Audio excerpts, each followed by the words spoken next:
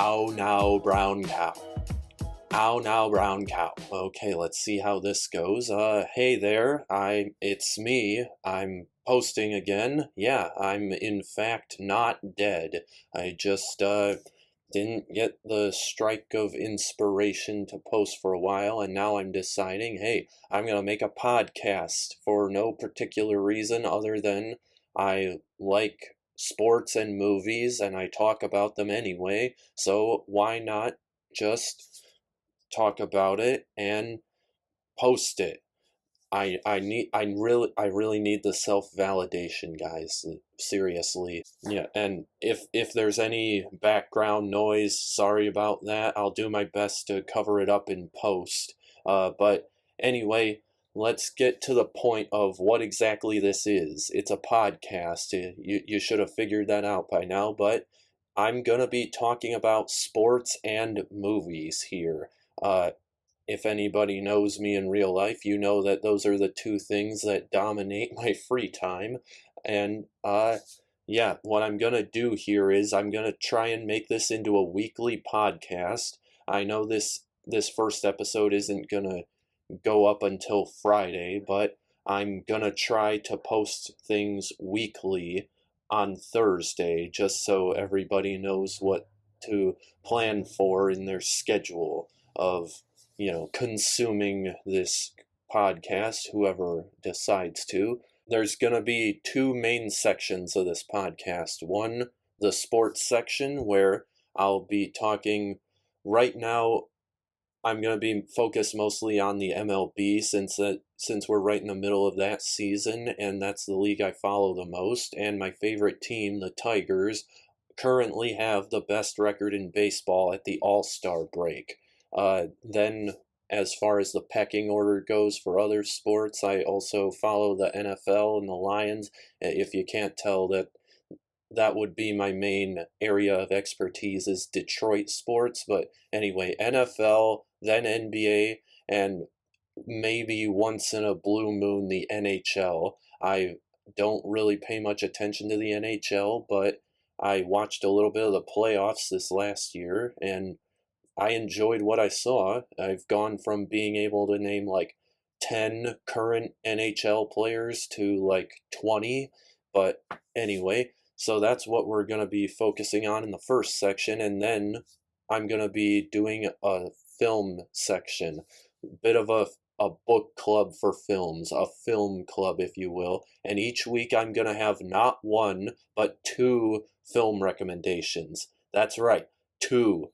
Dos, deux, as they say in French. Look at me, I'm speaking three languages. Aren't I so smart? Anyway, so what I'm going to do is the first recommendation every week is going to be a recent film that I'm going to try to keep within the last year of its release date. And by the way, both of these will be spoiler discussions, so if you don't want to be spoiled for those movies, you just have to go out and watch them and come back and join the discussion to hear my thoughts on it once you do. And then the second recommendation each week I'm going to call the real discussion, which could be anything. And yeah, do you get it? Real recommendation, like film reel, because it's a film. That's the gist of what I'm going to be doing. Maybe I'll ramble about other things if I feel like it. Well, I'm just doing this on the fly. Let's just see how this goes. Before I get into the meat and potatoes of the podcast, now that I've laid out the groundwork for what this is going to be, I'll do my plugs real quick, get into my real podcasting form. Yeah, I have the links in the description where you can follow me on Blue Sky and Letterboxd. Blue Sky for my general social media stuff, maybe some unrelated stuff to the podcast, and then Letterboxd to see me how I log my movies.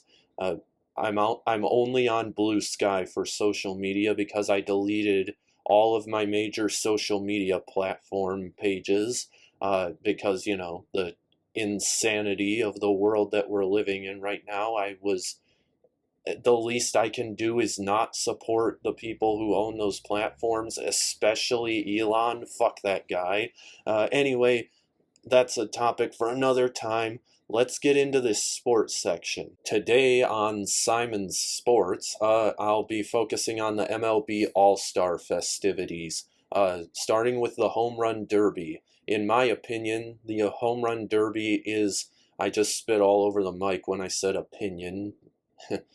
That's going to distract me now. Anyway, the Home Run Derby is by far the best all-star event in the four major sports, in my opinion. Like, the only thing that could even come close to it at some point was the slam dunk contest, and now there's no star power in that. Thanks, LeBron.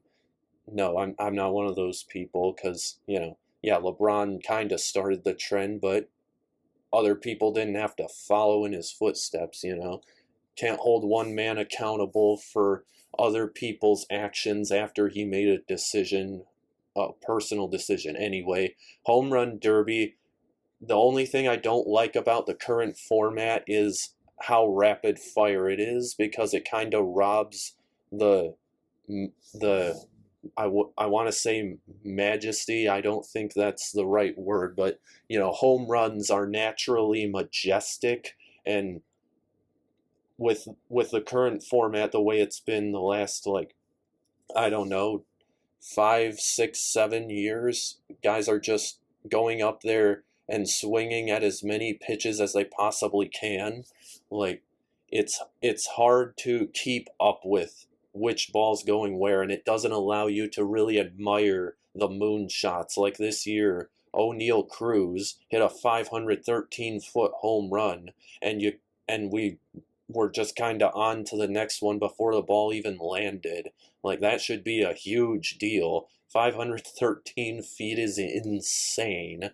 And yeah, I ended up picking O'Neal Cruz to win this Home Run Derby. I consider myself a bit of a Home Run Derby expert. A couple years ago, when it was in Seattle, I got the bracket perfect, but not so much luck the last couple years.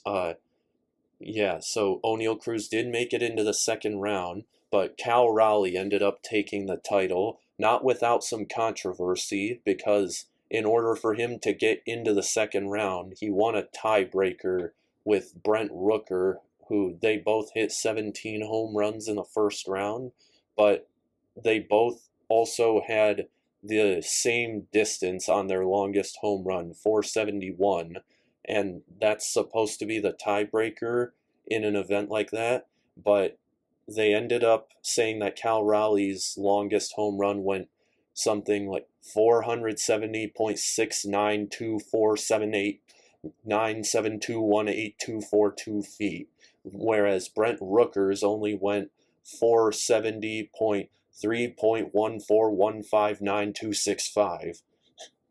Yeah, there's me flexing my memorization of pi, because when I saw that graphic, that's what it reminded me of, the time I tried to remember as many digits of pi as I can. Part of the tinfoil hat side of me is saying that it's not out of the question that they could have fudged the numbers in StatCast there to push Raleigh into the second round, because he's a big story right now, having one of the best offensive seasons a catcher has ever had, especially in the power department. He had the second most home runs ever before the All-Star break, behind Barry Bonds, which is crazy. Putting that tinfoil hat theory aside, he did legitimately win the round and the Derby as a whole. I wanted O'Neal Cruz to win really badly, because I just love the idea of the most powerful hitter in the lineup, ultimately winning it. But I think going forward in my analysis of future home run derbies, I'm going to focus more on, like, exit velocity is obviously really important in the home run derby to, be able to hit home runs with ease. But what might be just as important is how easily repeatable a hitter's power stroke is. Some guy can walk up there take the biggest hacks ever and hit a bunch of really long home runs, but not hit as many, you know what I mean? Because Cruz he's a huge dude. He's 6'7", and his swing is really long and fast. Generates a lot of bat speed that way, but that also leaves some room for error in terms of where he hits the ball. And Raleigh's power stroke was, I mean, obviously he won and he hit more home runs than O'Neal Cruz, but his swing's more compact and it's easily repeatable. Anyway, home run derby, fun as always. Oh yeah, there was a kid who robbed a home run in the finals from yeah, it was Junior Caminero. Ultimately, they ended up counting that as a home run because it would have gone over the wall if the kid hadn't robbed it. But part of me was thinking like, okay, I want to see Junior Caminero lose by one home run and, you know, see the amount of hate that that kid is going to get if they took it away. But that was pretty funny. Can't deny that if I was on the field as a kid, I probably would have tried to do the same thing. Anyway, let's move on to the actual All-Star game now. Let's start by acknowledging that my team, the Tigers, I believe they had the most All-Star selections of any team in the majors with 6, and they kind of disappointed in their performance in the game because they had 4 starters: Skubal on the mound, Torres at second, Green in left, and Baez in center. Skubal gave up 2 runs to start the game, 3 straight hits to the first 3 hitters, including a 2 RBI double to Ketel Marte, but then he kind of recovered and struck out 2 guys, including one on an ABS challenge. They did use the ABS system in the All-Star game.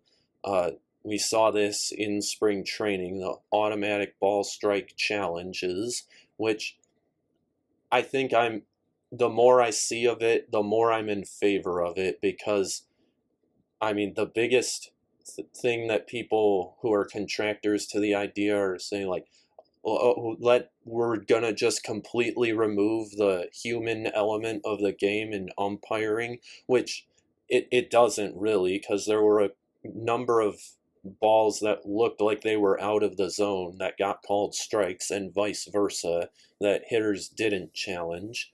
So, you know, we're not like just completely replacing umpires with robots yet.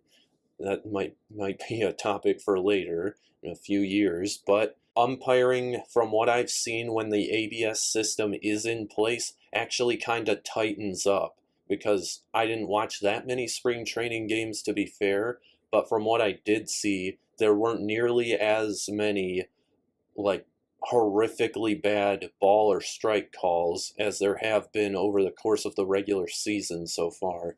Like, the presence of the ABS system seems to make umpires tighten up their game and actually follow the uniform strike zone, which I've always thought, like, the idea of certain umpires giving extra strike zone area, like on the outside of the plate or low or whatever, what have you.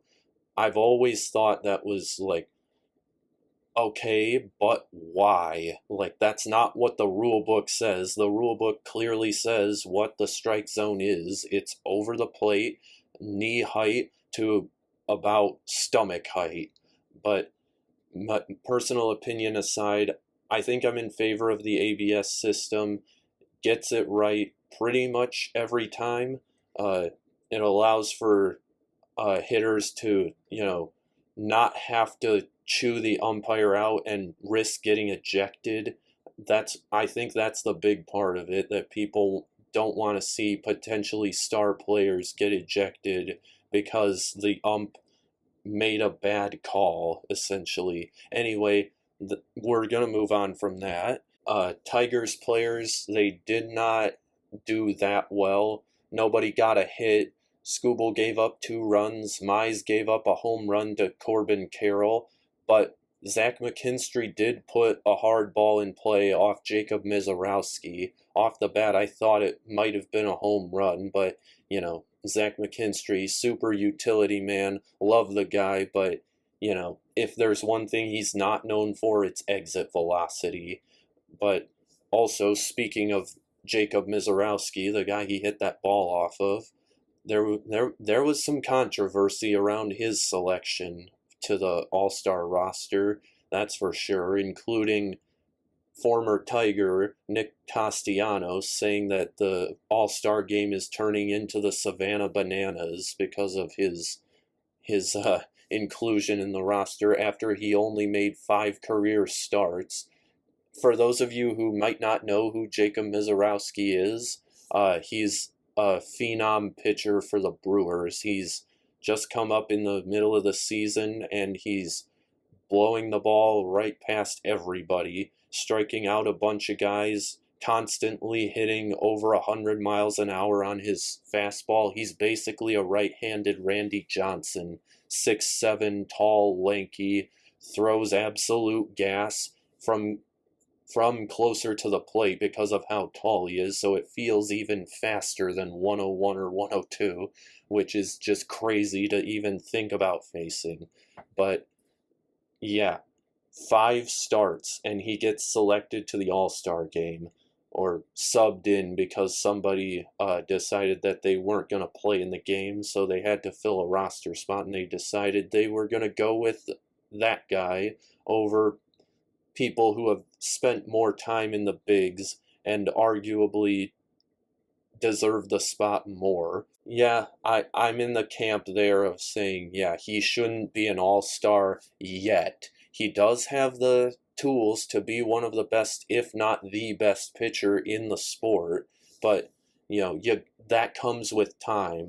Being a real star comes with, the ups and downs of, and how your numbers actually end up looking after you go through a bit of a slump, which, baseball is a game of failure. Everybody goes through slumps. The difference is that the stars don't go through as many slumps, or their slumps don't last as long as everybody else's. And really anybody can go through a 5 start stretch where they dominate. I'm not a fan of rewarding early success in this kind of extreme of a way. People were trying to compare it to Paul Skeens last year, but Paul Skeens made 11 starts before he started the All-Star game, which that's the majority of the season up to that point. So he earned his spot for being dominant for that long. That's right about the cutoff point, I think, where you can be considered for an all-star spot. Anyway, then let's get into the actual game itself, which was a pretty good one. The game ended in a home run swing-off between the AL and NL, the first one in all-star game history, which, also kind of validates Nick Castellanos' point that it's turning into the Savannah Bananas, because they literally lifted that out of the Savannah Bananas playbook. That's something that they do instead of extra innings. But the main point I want to take away here is that Aaron Boone kind of fumbled the bag with his selections, particularly choosing Jonathan Aranda from Tampa Bay to round out their 3 guys. This is over Bobby Witt Jr. and Byron Buxton. Initially, I was pulling my hair out wondering why you wouldn't choose Judge or Cal Raleigh, the guy who just won the home run derby, but I figured out the next day that those guys had already been subbed out of the game. So, the way baseball works, they had to choose from guys who were in the active lineup because that's all that was left on the roster. Scooble was already in his street clothes and came back out to watch. So probably the same situation for those guys like Judge and Raleigh. But my point was that Jonathan Aranda, I like the guy. He's a good player, but he doesn't have the greatest power stroke in the world. not saying he's a slouch or anything, but Byron Buxton and Bobby Witt Jr. were right there. They would have been better selections than him, in my opinion. And he almost got a home run, but ultimately didn't in 3 swings. And Kyle Schwarber ended up winning All-Star Game MVP because he went 3 for 3 in home runs with his 3 swings that he had in the swing-off. I don't know how. Part of me wonders how the betting markets handled that, because somebody might have won a lot of money by saying that, by putting a bet down that Kyle Schwarber would hit 2 or 3 home runs in the game. And I mean, technically he did. So yeah, I'd have to look at that. But yeah, pretty fun All-Star game. Aaron Boone, I don't know what that was. I don't know why you picked Aranda over Witt and Buxton. Might have potentially cost you the game. Oh yeah, the other part of this home run swing off I wanted to bring up is, I wonder if they're eventually gonna try and replace extra innings with this home run swing off. And I'm conflicted about the potential idea of that, because, the old school part of me thinks, like, we're changing how baseball is played, essentially, if we do that. But also, is it really any different from NHL shootouts? I don't think so. I don't know when those became a thing, but I have to imagine that they weren't always in practice since hockey was invented, and they're just part of the game now. And if MLB is trying to bring in more casual fans, that would be a way to do it, because people like home runs, and people like the home run derby because of the anticipation of seeing guys trying to hit home runs and whether or not they're going to succeed. So that could be something to keep an eye out. You heard it here first. I think there's gonna be a discussion about doing that. And that does it for the sports section this week. Now we're going to move on to the film discussion aspect of this podcast. And remember, each week I'm going to have 2 film recommendations. Since there was no previous episode to go off of, though, I'm going to do something a little different, but stick around to hear my 2 film recommendations at the end of blah, blah, blah, blah, blah, the end of the podcast. So I saw this going around a little bit, since we're in the year 2025, the quarter century mark of the 21st century. People have been sharing their top 25 movies of the century so far, and I'm a little late to the party on this, but I kind of just got back into this, so I want to get mine out there. And yeah, here we go. These are in no particular order, by the way. I'll start with a few honorable mentions, some movies that I thought about putting on the list, but ultimately decided for one reason or another that they can be off of it. So the honorable mentions are The Father, Dune Part 1 and 2, Everything Everywhere All at Once, Eternal Sunshine of the Spotless Mind, Black Swan, Children of Men, Inglourious Bastards, The Hateful Eight, Baby Driver, Parasite, No Country for Old Men, There Will Be Blood, and The Piano Teacher. I'll try to get through these in a fairly quick manner. Maybe I'll spend more time on some than others, but yeah. Starting us off here, we have Adaptation, written by Charlie Kaufman and directed by Spike Jonze. I love this movie so much. It's very meta in a good way. Something that I really love when films do is if they can be meta in a way that doesn't feel like a crutch, something that's pulled off really well. And this movie can pretty much be defined as like walking a razor's edge between, genius and, like, you can clearly see the alternate reality where this just did not work at all and was a potential career ender for Charlie Kaufman. Because, yeah, in this movie, Nick Cage plays Charlie Kaufman, and Charlie Kaufman's twin brother Donald, who's a fictional character. Donald Kaufman doesn't actually exist, and it's essentially a movie about writing the movie that you're watching, and that concept is really, really good. Uh, yeah, it's kind of amazing that the movie even got made the way that it is, because I can't imagine what pitching this must have been like. But yeah, hey, credit to whoever greenlit this and took a chance on it. Oh yeah, the thing about Donald Kaufman, the character, this movie managed to get an Oscar nomination for Donald Kaufman because the screenplay is credited as being written by Charlie and Donald Kaufman, but Donald Kaufman isn't a real person, so it got an Oscar nomination for a person who doesn't exist.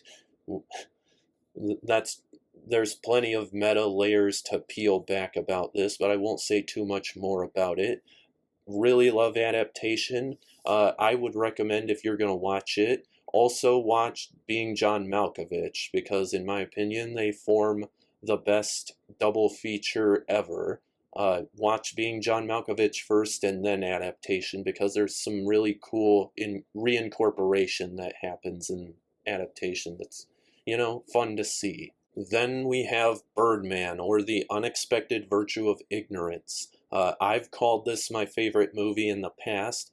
I don't know if I would say that anymore. I won't say what I would replace it with, because this isn't a top 10 list. It's not, these aren't in any particular order.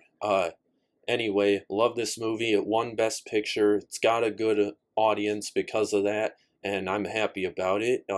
Alejandro Gonzalez Iñárritu is one of my favorite directors. He also directed The Revenant and a few other Mexican films like Amores Perros, 21 Grams, and Babel. Love the guy. Michael Keaton gives a great performance in this. So does Edward Norton. Emma Stone shows up in here. She's really good in this. Naomi Watts as well. Yeah. Oh, Zach Galifianakis too, in a weirdly fitting role for him. Uh, yeah. Again, another movie that's really meta in a intelligent way. Love this movie. Love the thematic filmmaking techniques that are on display. Watch it. Next up, we've got Poor Things. One of the more recent entries on this list, and I love this movie to pieces. Honestly, I've seen it 4 times now, and if I'm gonna call something my favorite movie, it has to marinate in my brain for a good long while. So I don't think I'm ready to say that it's my favorite movie yet, but I wouldn't be surprised as more time goes on if it does end up being my favorite movie of all time. It's extremely unique. It's got a lot of weird choices. It's out there, but as out there and weird as it is, this is actually probably Yorgos Lanthimos' most accessible movie to mainstream audiences. Uh, there's certain black and white sections of the movie. There's a lot of weird camera lenses that are at play. If you just watch it, you'll see that there's pretty clearly a purpose to the way the production design works. It's an absurdist world, but it's also very clearly got some real world implications. It's a very sexual movie in nature. Emma Stone crushed this performance. She very deservedly won Best Actress for this. Like, the fact that this was even a discussion between her and Lily Gladstone is kind of laughable in my opinion, but that's a topic for another time. Again, like adaptation, this is a movie where you could clearly see this subject matter being explored in a much less tasteful way, a less intelligent way, and the movie just being a complete disaster for it. But, artistic vision is, something to be proud of, and this movie has it and then some, and it's very clear that it was handled properly, and I love it. Can't recommend it enough. Go watch it. But before I do move on from this, I have to say I am pissed that there's not a 4K Blu-ray for this movie. What the fuck, Fox Searchlight? Or I guess there's Searchlight now because Disney owned Fox. But they're really bad with distributing their physical media. Like, this movie won, no, it didn't win. It was nominated for 10 Oscars. It was a huge critical success, made a decent amount of money. People like this movie. Give me the option to buy it in 4K. It's a really visually striking movie too. Like, it's so frustrating. Anyway, we're gonna move on from that. Next up, we've got Her. This is another movie directed by Spike Jonze. Yeah, this is great, and it's aging like a fine wine, and that might be putting it lightly because it's essentially about Joaquin Phoenix's character forming a relationship and falling in love with his phone's operating system, voiced by Scarlett Johansson. And, if you've kept up with AI at all, you can probably tell that you can hardly go on YouTube or any platform without getting an ad for an AI chatbot of some kind. And, we're getting closer and closer to this movie actually being a reality. But what I like about this movie is that it lets you form your own opinion based on what you see as to whether or not this is a potentially good or bad thing.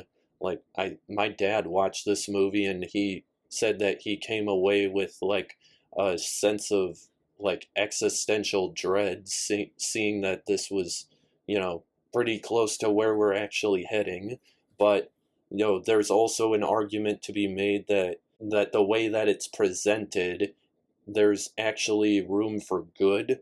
I really like the way that it doesn't beat you over the head with morality choices or morality of what it's trying to say. Love this movie, love the music, performances are great, and it really, I think the best accomplishment is the way that they were able to characterize Samantha. That's the OS character. We're going to move on to the next one, which is Whiplash. Whiplash. Cool Whiplash. I don't think I need to say too much about this. This is already a modern classic. Everybody loves this movie. Like, who dislikes Whiplash? Nobody. J.K. Simmons, career-defining performance. This is the movie that made me fall in love with him as an actor. He's endlessly quotable, but also has an interpretable nature to his character. There's little things that you can pick up on repeat viewings. Love this movie. Miles Teller also kills it. Love the jazz music that's present in this. Fantastic. Next up, Punch Drunk Love. Pretty easily the best Adam Sandler performance to me. This directed by Paul Thomas Anderson. Another movie that is also pretty interpretable about the characters and where they ultimately end up and their motivations. Barry Egan is probably one of my favorite film characters. There's a lot about it, about his struggle that's kind of relatable to me, and I I won't get too much into it because the whole point of the movie basically is to come to your own interpretation. And there's also a lot of really clever use of color in this movie, which I really, really like. That's what I like about the medium of film in general, is that, color or framing can accentuate what a filmmaker is trying to get across. Anyway, now we're going to move on to Synecdoche, New York, the next movie on this list. Another movie that is all about your interpretation. It's pretty much about the human psyche. Really, I feel like I'm doing it a disservice if I try to, communicate the gist of it, but it is very ambitious. Oh, forgot to mention this is also directed and written by Charlie Kaufman, his directorial debut, and it could seem overwhelming and depressing, but I don't think that's entirely what it's trying to do. It's just trying to be a reflection of whatever you want to, put onto it. Anyway, love that movie. It deserves to be watched at least twice at some point, but you know, do with it what you will. I'm just recommending it to you. I'm the opposite of the nostalgia critic. I say I I watch it and then say that you have to. All right, next up, Kill Bill. Definitely my favorite Tarantino movie. I thought about putting a couple others on this list, but uh, ultimately decided there's only room for one, and it's Kill Bill. By the way, R.I.P. Michael Madsen. Uh, his character in this was particularly stand out amongst his many Tarantino performances, and yeah, Uma Thurman kills it as the bride. It it's very this is just a rockin' good time of a movie. It's got some anime inspiration pretty clearly, but it also manages to feel like its own unique tone and feel.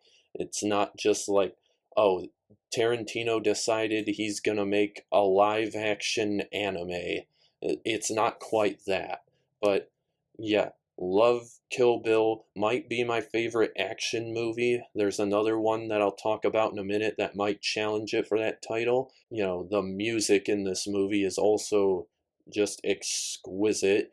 A bunch of awesome needle drops, and it's also formed its own iconic music in its own right with I forget what it's actually called, but the siren song that plays every time she goes in for a kill, or the whistling that Daryl Hannah's character does. Really, really great. All right, now we've got Blade Runner 2049, a visual feast. It could be on this list just for the visuals, but the story on top of that is also really satisfying. It feels like it could you know, be a direct continuation like 5 years after the first Blade Runner 2049, or excuse me, the first Blade Runner came out, and it just really feels like a spiritual successor. It managed to build on what the original set up, and it even includes, little touches like when the first movie came out, there was a big Atari uh, symbol in the buildings or like what do you call it, the city landscape. There was a big Atari projection, and even though Atari wasn't a thing anymore when this movie was made, they decided, you know what, even if it isn't really a product placement anymore, we're going to put the Atari logo amongst the projections in the city landscape as well in this movie. Just little touches like that show, like, yeah, that this this was made by somebody who really respects the original and every little detail about it. Speaking of which, it was directed by Denis Villeneuve, and it's almost like it was an audition tape to direct Dune, and a pretty amazing one at that. There's a lot of visual similarities that you can find if you watch both of them in a relatively close proximity. Anyway, love Blade Runner 2049.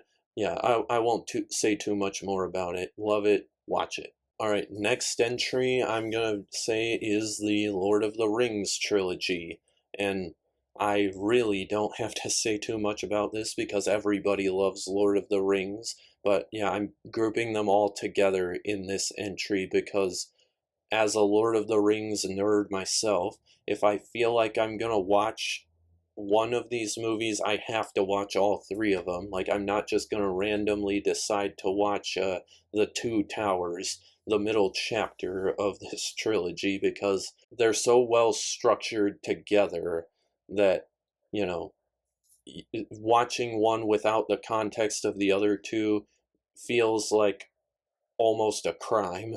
But, you know, great epic fantasy, like the term epic gets overused a lot, but it's actually justified here, and I challenge anyone to disagree with me on that.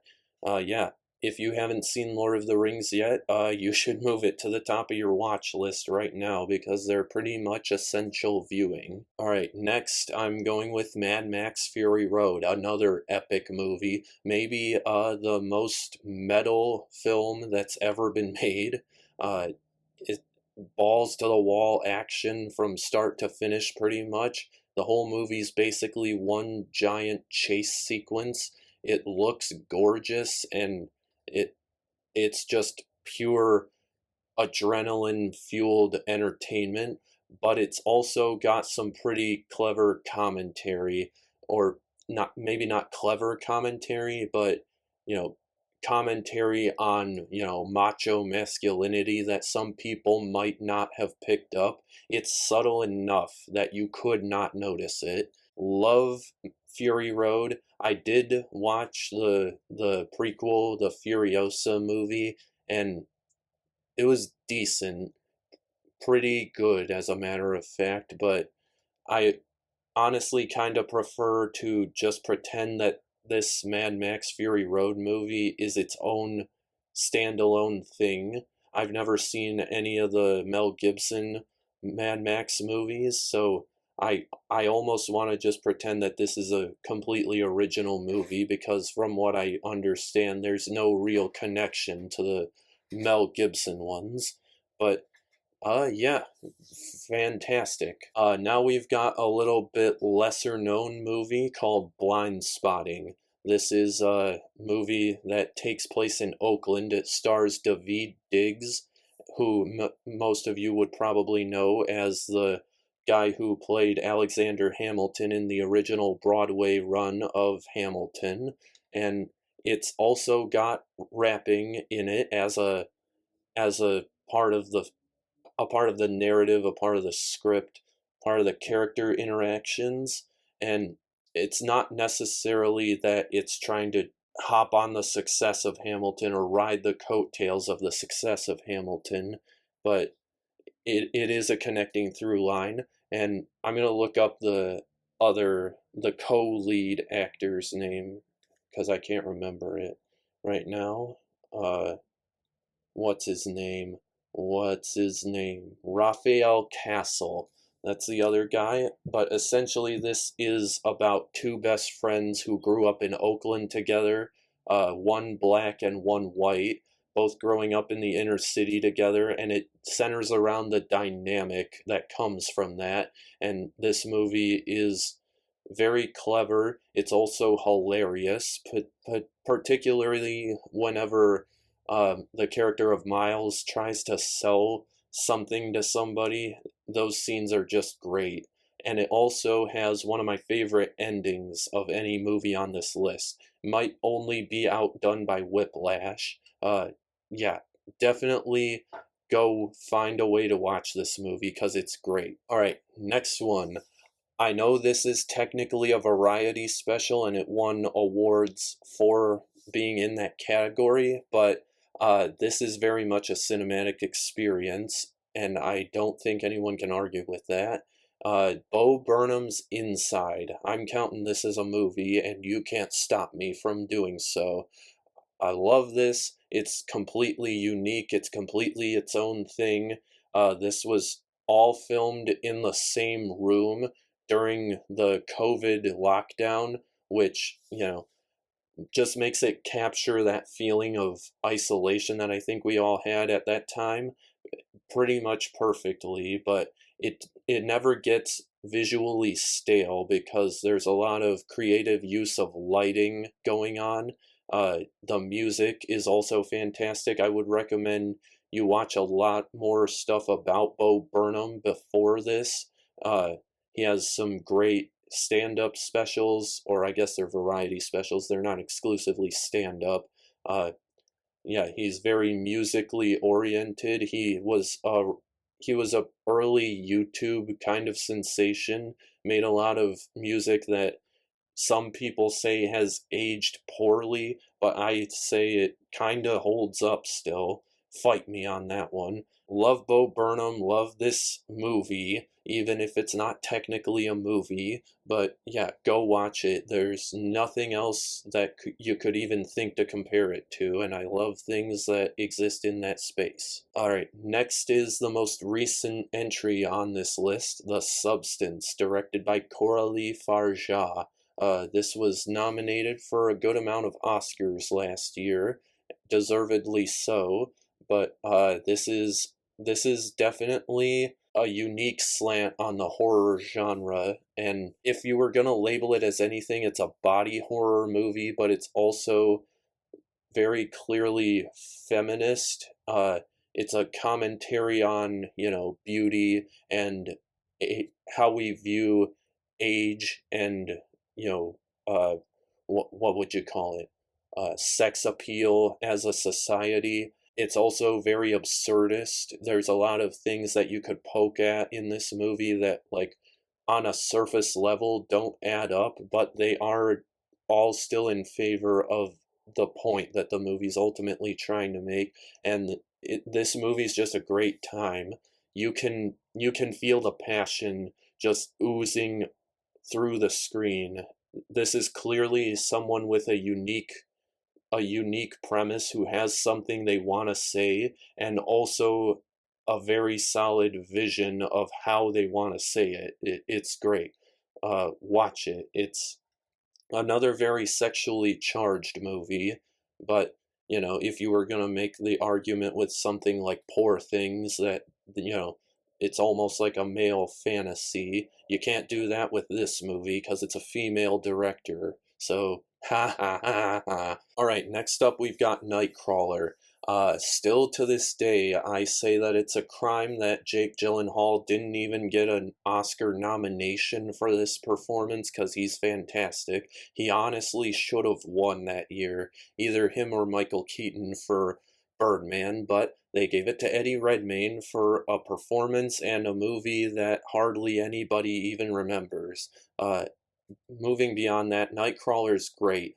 It's just got a great screenplay, and it largely centers around Jake Gyllenhaal's ability to bring this character to life, and he does so really well. The commentary about news media is, very, very solid, very fantastic movie, great performance. But Dan Gilroy, I'm still waiting for you to make something that isn't completely shit after this.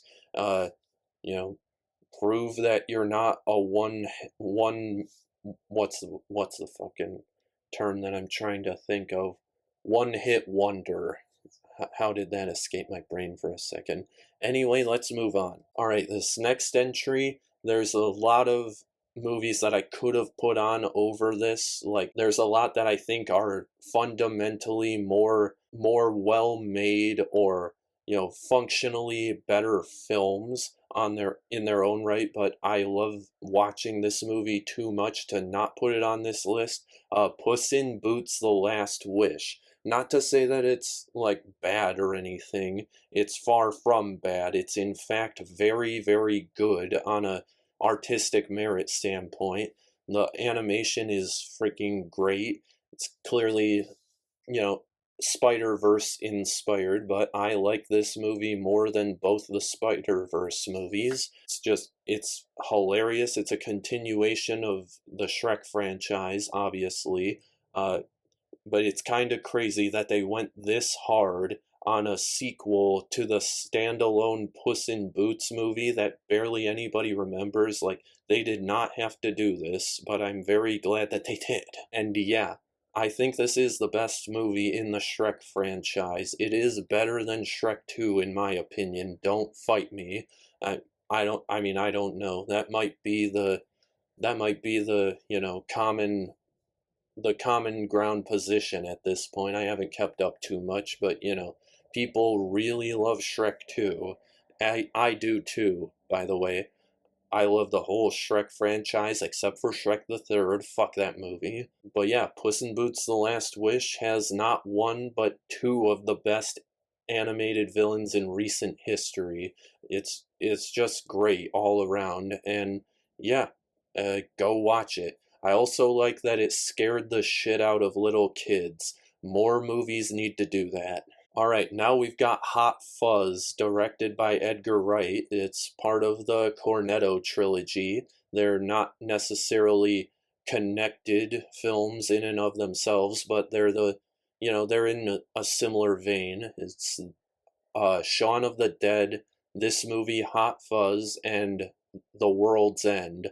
And they're all great. I think this one is just a cut above the other two, though. I quote quite a lot from this movie. It's an action comedy, or it's inspired. It's something of a spoof, but also an homage to action comedies. There's even quite a few references to things that it was inspired by, like Bad Boys. It's hilarious. It's really well shot and really well edited, like all Edgar Wright movies are. I quote, like I said, one of my favorite quotes from this movie is, "I'm a slasher and I must be stopped." Every now and then I just randomly say that. Olivia Colman's also in this. But yeah, Simon Pegg and Nick Frost are just a fantastic duo, and I don't just like Simon Pegg because his name is Simon, I swear. Great Brit Bong movie, you know? We're gonna move on to the next one.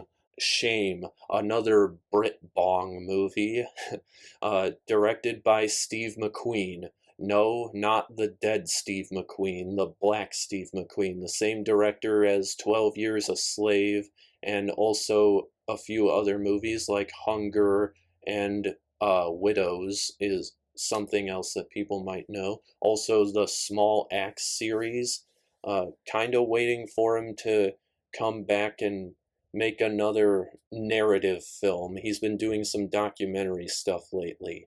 But yeah, Shame is definitely his best movie, in my opinion. Michael Fassbender, common collaborator with Steve McQueen, he gives one of the best performances of any movie on this list. Uh, Carey Mulligan's also in it. She does a fantastic job as well. This is my favorite performance from her, and the character study aspect of this movie is very interesting. It's kind of a disturbing movie as well. I don't want to say too much about this because I might recommend it at some point. Go watch it if you want to. I'm Thinking of Ending Things is next on the list, and this is another Charlie Kaufman joint. Uh, a lot of people seem to not like this one as much as his other movies, but I mean, I personally think it's one of his best. It's another movie that's got a very convoluted concept, at least on the surface, but once you dig into what the movie's actually about, it's not really that complicated. It just doesn't hold your hand as to what's happening or what perspective the story is being told through. But once you put the pieces together, it's a very satisfying puzzle to put together. It's something of a thinking man's movie, a thinking person's movie, I should say. We're all about uh, gender equality here, and you know I say persons because no, not just men and women. Guys, gals, and non-binary pals are welcome here. Anyway, the point is, I love this movie. Jesse Plemons does a great job in it. So does what's her name? Why can't I think of it? Jessie Buckley, and they were both nominated for Oscars for movies the year after this was made. Even though these are these are much better performances, in my opinion. But yeah, I would consider Charlie Kaufman to be a genius. Like, I don't use that term lightly. It gets thrown around way too much, but I consider Charlie Kaufman to be deserving of the title. There's not many filmmakers that I would assign that label to, but he's one of them. All right, next we've got The Incredibles, another movie that is pretty nostalgic for me. I was 7 when this came out. This was one of the first movies that I can remember seeing in theaters, but it really, really holds up, particularly with the criticisms of insurance companies that it has. It's kind of shocking that they've put this level of critiques about something that's baked into our society in such a way into a kids movie, or something that's ostensibly a kids movie. But yeah, it's also, in my opinion, one of the best superhero movies ever made. It's probably the best Fantastic Four movie that's ever going to be made. I would be shocked if anything managed to be on par with it, because, it's clearly inspired by the Fantastic Four, but it takes it in its own direction. I also like the setting of the movie a lot. Something that the sequel, Incredibles 2, cranked up to 11 is the 50s aesthetic, but as a kid, I mistook this movie for taking place in the modern day, but looking back, it was subtle that it took place in the 50s. It wasn't quite as in your face as the sequel was about it. Love the writing of this movie. I love the humor in it. And it also has one of the best animated villains of all time in Syndrome. You've probably seen it already, but if you haven't, move it to the top of your watch list. Next up, Old Boy, the Korean Old Boy, not the fucking abomination that is the American remake from 2013. This is the 2003 original, directed by Park Chan-wook. It's one of the most famous foreign films ever for a reason. It's really kind of disturbing, but also exhilarating. It's a revenge movie. It's got fantastic performances. It's got a great screenplay. One of the best performances I've ever seen, really, from the lead actor. What's his name? What's his name? I'm gonna look that up right now. Choi Man Shik. That's it. That's right. Gotta shout him out for this performance, because it's got such a range to it, both physically and emotionally. It's great. You gotta watch this movie if you haven't already. Next up, A Monster Calls. This is another one where I think there are a lot of movies I could have put on here that I think are technically better made films, but I love this movie a lot. It's a good cry movie.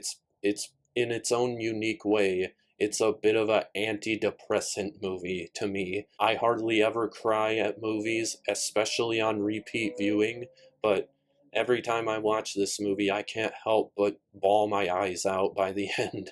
And, it's basically like a emotional release to me. Outside of that, it's also just really well made. It really strikes a chord with me personally, and there's a lot to be there's also a lot to appreciate about the way that certain sequences in it are presented. I would definitely call this movie underrated. I would highly recommend you watch it if you're not put off by the fact that it's sad. Alright, now we've got by far the most underground, most obscure movie on this list. It's a Belgian film called El Dorado from 2008. I really, really connected with essential with the basic concept of this movie. I in fact wrote a short story that basically combines this movie with the Crazy Eight episode of Breaking Bad. But essentially, this movie is about a man who finds a thief in his home, and once he subdues him, he starts talking and learns more about him and becomes sympathetic, and gives him a road trip back home, or a ride back home, excuse me. So it's like a short road trip movie, and I really like it. I really like the characters and the performances in this.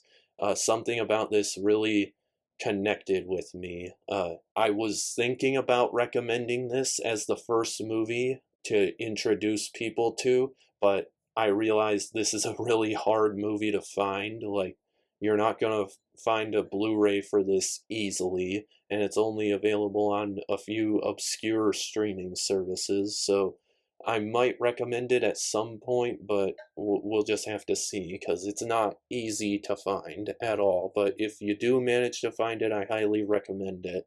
Ugh, my voice is dying and we've got one more to go. Okay, let's knock this out of the way. Memoir of a Snail is the last one I'm going to talk about in this section. This is an animated movie from Australia.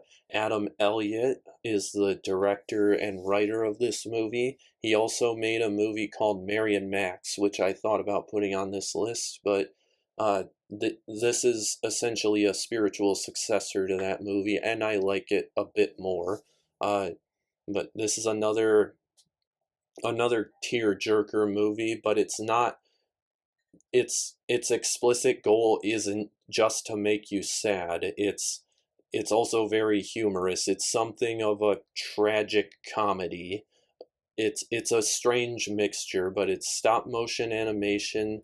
It's got great personality to it. There's a lot of really clever visual gags in there as well.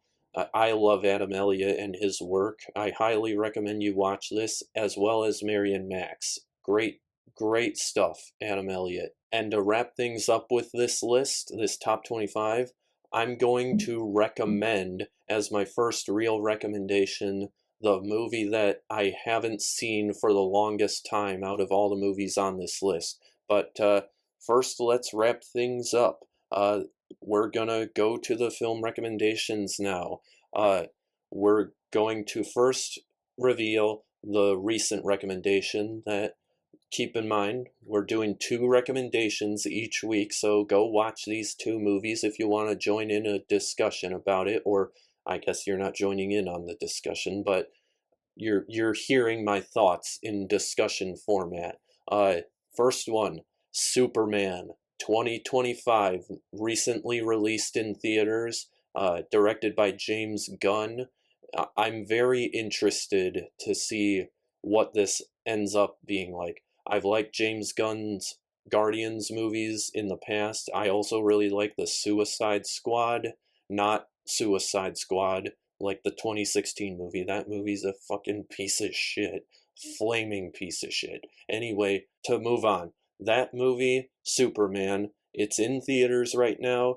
Go watch it and come back to the next episode to hear my thoughts on it. Spoiler discussion. If you don't want to be spoiled, go watch it and join in on the discussion. And for my first real recommendation, I'm going with the 2012 film The Hunt. This is a Danish movie. Take note, there's a 2020 movie that's also called The Hunt.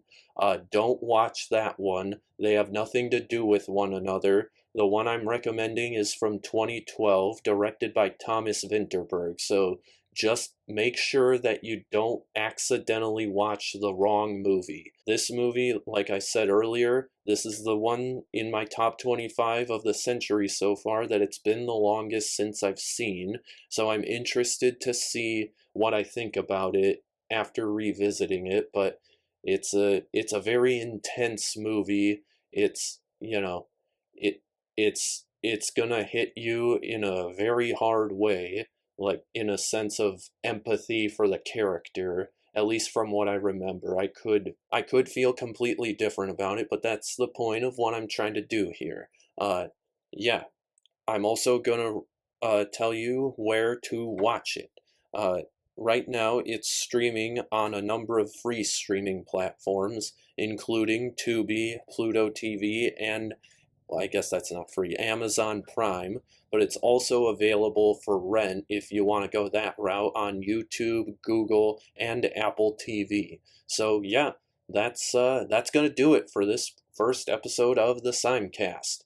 Thank you everybody for watching. I hope you have a good rest of the day. Thank you, and subscribe to keep up with the show and any other videos that I might post on occasion. Thank you. Goodbye.